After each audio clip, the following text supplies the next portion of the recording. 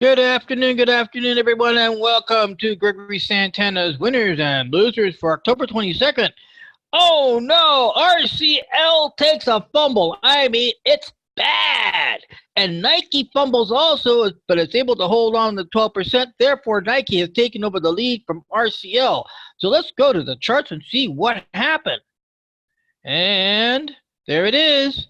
There's Nike. Nike was up here, was here, closed here, and it fell here.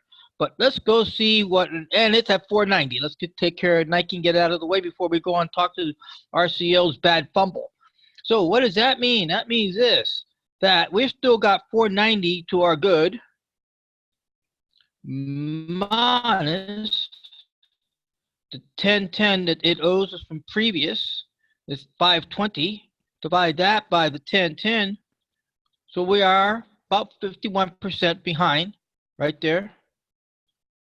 I mean, there's 51% right there behind. It is what it is. But we still got 490. Our stop is down here, and anything can happen. It's a real wild market out there. So let's go now to RCL. What did you guys do to me? Did somebody not put any coal into the steamship? All right. So there it is. Our anticipation was a get out of Dodge here. We ended up with a Dragonfly Doji here with a long tail. And we ended up with a real strong down. And all our indicators down below are doing about the same thing. So RCL now is at minus $30. It is a stop limit, which means you're looking at 280. So this is at 510. If this is 280 or less, we're out of the trade. That said, let's go on now to the rest of the losers. Oh my goodness. Alpha, what is with you? This league has just got to get itself together. Going on to XLY. XLY here it was our 316, and it was also getting up there. And we were anticipating a out right in this area, and it's gone past our anticipated exit zone of time. We did do a time check on it one time with the ATR, and what can you say? $92 plus 316. So we'll just see what tomorrow brings. Moving on, that takes us to quad. Now, an interesting quad. Quad has been moving up slowly up this chain, even though it's in the losing section. We remember, and this is an interesting one. So quad was, if I'm not mistaken, I think quad was 598 yesterday. Guys can look at yesterday's video and confirm that for me. And we had an up. That's very strange. We have good stochastics. We have good MACD. Volume is just a little tad to average. Don't know what happened, but at least it's heading. The price action is heading in the right direction. Our time is pretty long into January, so maybe tomorrow the options people will decide to join the party and give us back some money here. Excuse me. I apologize. All right. Catch my breath here. Okay. XLV. This is the life. And remember, this is a low-hanging fruit. We're only going for 410 here because this is what was owed. We're anticipating. Now, this is the marker for the out. Let me explain this triangle that you're seeing. This is based on the ATR, which is right there, and how much money travel we had. When we cross this time point, we should be close to almost break even. And then at this price. So the point was that we needed to be right here at this corner pocket, technically, by technical numbers, out past 410 and break even. Now, what you're seeing here on this diagonal, now this angle, stocks go up at an angle of approximately 30%. If you guys remember your angles from algebra, geometry, trigonometry. I don't know. I got as far as calculus, but that's in the old ages. So another thing, the point is that this is an approximately 30-degree angle. That's the average angle of stock um, angle of attack. And the angle of attack for a drop is usually 45, no more. It's 30 degrees going down. So it's 30 degrees going up. It's nice and slow. If we get a rocket ship in the 45, of course we get that. We'll see what happens. But that's what explains this. On the average angle of attack of stock profile, we really should be here by November 1st at around $94.50, $94.50, and be in profit. And this option is good until XLV. This is good till January. Well, moving on. Going now down to XLK, right there. And remember, XLK is going also for a low-hanging fruit. This is what I call my Cox. It's the alpha group. The strategy, my own personal strategy is called the Hawk. It was rated with a C up, and the entry was around 80.30. And again, this was supposed to be our out according to the calculations of the ATR. As you can see, we are not doing good right there. So this is our sweet spot. We'll see what happens. The angle of attack is 30 degrees.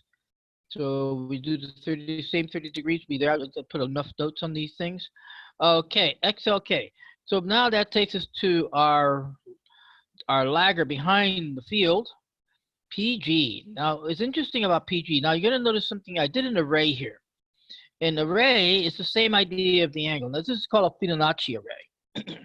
So on an average, the stock should be this angle here in the center. And this is an accelerated. So we did our calculations that we should be somewhere in here. Now, this is interesting. PG had a gap up and then fell back. But nonetheless, yesterday's close is better than yesterday's close. And look, we have a nice little uptrend happening here. PG owes 867, and it's a 1022. So that's approximately 1887, and it's based on 6 contracts. So this was based off my ATR calculations. The loss leaders last I counted was 67. I just roughly counted right through. In my next video, I'm a little bit time constraint today. I'm going to show you my 5 bottom loss leaders to be able to see who gets to be able to get into the game to play. That said, let's go over now to the Tigers League. Oh, bloody. Now, the Tigers had an exit today. It was Dominion. So how do we find out what our cost was? Well, first, we can go to the chart. If you go to our chart and right-click, you come down and send the number 1 red. That changes the chart in the back one, which is locked in at number 1 red. And there it is. So it's moved up. Dominion got stopped out, and I can't figure out why. You know what? I know what I did wrong. Because it's a put. What did I say? This was an error. This was an error trade. I mentioned it before. I'll mention it again, and now it's gone to bed. I don't have to mention it again. I did a put on the upside of the 30-day moving average. Don't do that. Don't do my mistakes. I do the mistakes so you guys will learn from my mistakes, and you won't follow my same mistakes. So we had 2 contracts, got out at 90 cents. Now we got to figure out what was our cost. Our cost was $2.30. Our stop was supposed to be a 120, and we got taken out. Why? We had a gap. See that little gap right there? Yeah, that cost money. Why? Because the close was here and the open was there. That's still a gap. We should have got out at 120, and we got out at 94. So that's 90. So 90. The option cost us $2.30. You know what? For those who really want the actual numbers, let's do it. Let's see how do I get to my time thing? I forgot. Let me think. Monitor time. Order filled. Nope. Days to transaction. Nope. Oh, here it is. Oh, it's been a long day. So go to the 30 days and see if, and then we type up Dominion up here. And then because we had two Dominion contracts at one time. So the 90-day one was here on 10/22. So that had to be the October 3. So we can go back here, go to October 3, and there it is. And we got out at the 2:30. Oh, that was the other one that we got out. We had an in and out on Dominion. It was also a put. So when I do now come Sunday, I go back to my live account in the actual, you have to actually, to see your total wins and losses as profits and gains, you got to go to the home website and then open it up. And then you got to step through everything to find out where you're at in the money wise on those exits and how the trades works, trades percentage returns. But 90 cents cost us 230. Oh yeah, it's a heartbreaker, but you live with it. 230 minus 90 cents. We lost $1.40. We had two contracts. That's 200. So we lost 280. 280 plus 380. That 382 that was owed to the Tigers. So now we add 382. So the Tigers are now owed 662 by Dominion. And of course, I'll be very diligent not to do another put on the north side of the 30-day moving average. But I will get that money back. Let's go on to the rest of the trades. So now we have, oh, look at this. UAA went to 41%. Whoa, what happened there? That's got to be an interesting case of study. And UA was a call. It was on the north side of the 30-day moving average. And there it is. So it owes 576. It is up to 312. So let's do the numbers, guys, here. 576 owed, 312 in profit before commissions. We're only now short $264 to make this baby get off the lost leaders list and move to the winner's circle. Cool. All right. Let's go on here. Now we have to deal now with TEL. So let's go to TEL. And TEL is the bonds. And interesting little stop here. This is quite interesting that we have that here. I got my dentist calling me. Give me a moment, please.